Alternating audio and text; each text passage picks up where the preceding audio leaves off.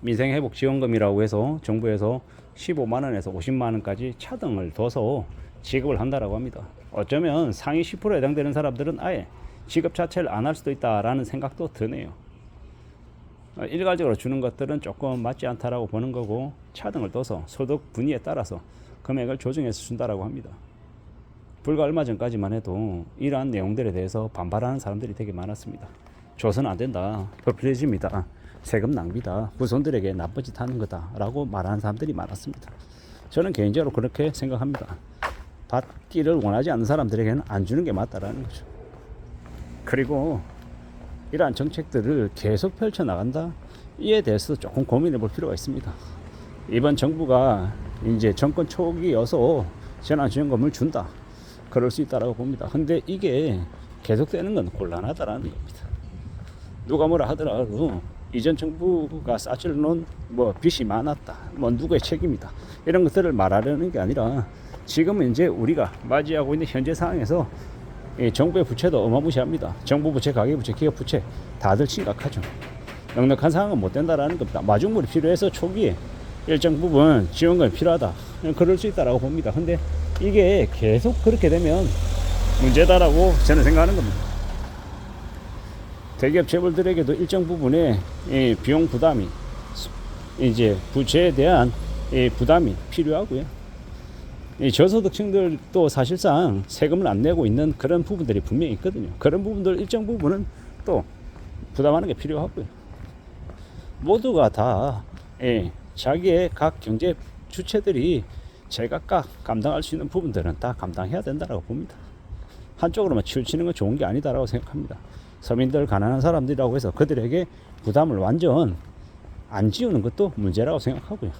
부자라고 해서 부자들에게만 전부 다 세금을 다 지우는 것도 정상이 아니라고 봅니다. 합당해야 된다라고 보는 거죠. 기업이든 소득이 높은 부자든 중산층이든 경제적으로 되게 어려움에 처해 있는 빈곤층이든 그들이 감당할 수 있는 수준 아래에서 제각각 다 부담해야 된다라고 생각합니다. 그리고 저는 개인적으로요, 지금의 정부, 이제 이재명 정부, 민주당이 여당이잖아요.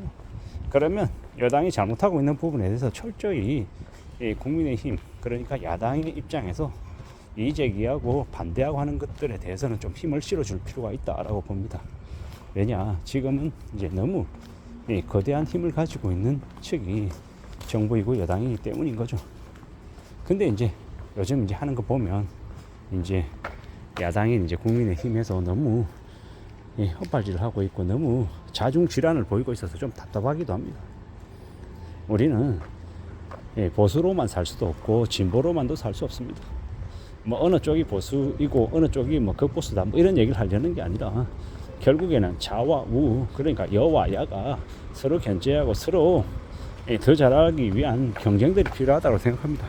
물론 이렇게 사람들 뉴스에 입에 오르내려고 하면 좀 더 자극적인 얘기들을 해야 되기 때문에 여러 좀 불편한 이야기들, 좀 그런 얘기들을 많이 하는 것도 알고 있습니다. 하지만 실질적으로 그네들은 정책이나 아니면은 경제 성적표로 결과를 증명해야 되는 이들이라고 생각합니다. 그리고 앞으로 전체적으로 봤을 때는 경제 상황 자체가 안 좋아질 수밖에 없다라는 겁니다. 부동산 시장의 침체 국면도, 그리고 주식시장의 거품을 아무리 만들어낸다 하더라도 결국에는 어느 쪽이 됐건 간에 수월하지 않다라는 건 분명한 사실이다라는 겁니다. 이러한 되게 쉽지 않은 상황들을 좀 잘 살펴볼 필요가 있는 것 같습니다. 수월하지 않고 만만하지 않기 때문에 우리 경제 관련해서 곳곳에서 감시에 눈초리를 거둬서는 안 되는 거고, 의심도 해야 되고 이의제기도 해야 되고 따져봐야 되고, 좀 계속 견제하는 목소리들은 많아야 된다라고 생각합니다.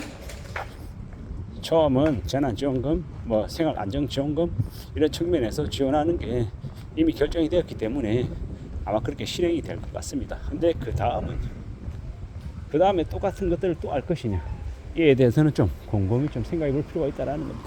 따져봐야 되고 고려해야 되고 또 구상해 봐야 된다라고 생각하는 겁니다. 그런 결정들이, 판단들이 있어야 된다라고 보는 거죠. 앞으로 우리가 살아가면서 경험하면서 많은 생각들을 할 텐데, 결코 우리가 살아가는 지금의 시대가, 지금의 상황이 애사롭지 않다라는 것 인정해야 된다라는 겁니다. 꽤나 어렵다라는 거죠. 꽤나 우려스럽다라는 것. 이 우려스럽고 이 염려스러운 사항들을 어떻게 해석하고 앞으로 어떻게 맞이해 나갈 건지에 대해서는 좀 심도 깊은 논의가 있어야 된다라고 생각합니다. 근데 그런 것 관련해서 과연 지금의 야당이 그런 역할들을 좀 제대로 해줄 수 있을까? 사실상 좀 우려스러운 게 사실입니다. 2025년 6월 뭐 거의 이제 뭐 하반기라고 봐야 되는데요. 이 기간 동안에 그들이 좀 힘내서 얘기할 수 있게끔 많은 사람들이 좀